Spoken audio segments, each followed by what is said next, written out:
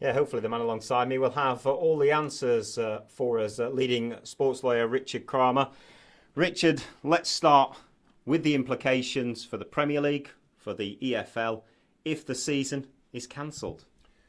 If the season is cancelled, and that's important rather than postponed, if it's cancelled, my take on it is that, in effect, the records would be expunged. In other words, the season didn't exist, and in effect we start all over again for season 2021. That's a cancellation, but we're not there yet. Obviously the football authorities and all of the sports governing bodies will be hoping that normal business can resume in April, but we are in very uncertain times at the moment. What about clubs in the Championship, Leeds, West Brom, on the verge of the Premier League? What happens with them from a legal perspective? Would they have a case? Yeah, I mean, all these questions are very difficult to answer because one just can't go to a rule book and look at page 34 or page 138. There are no rules really that cover this particular scenario. So we are in very unusual, unprecedented times. My take on it is that the clubs usually vote democratically. So all of the clubs in the Premier League will be able to debate. They will vote. Similarly with the EFL, there'll be debates and there'll be votes. One would imagine it's probably going to be either a 51% majority or a 75% majority in order to allow any rules to change or to see what happens in terms of the existing league tables. But I personally, I might be wrong, that if they get the games going in the next sort of beginning of April, I think we should be all right. But if we go through to May, June, then I think it's almost inevitable that it's almost the equivalent of what happened in the World Wars.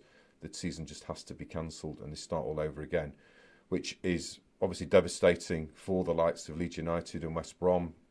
Both those clubs are on the verge of promotion. It's not a great thought, but they'll just have to abide by really what the majority say and what the decision eventually is made by the board of directors. What if the season is extended? How will that work with things like players' contracts, which, for example, might be due to expire in June? Another good question. Clearly, there's a meeting at FIFA on Tuesday. They will be having debates about what happens with the season, what happens with transfer windows, what happens with contracts.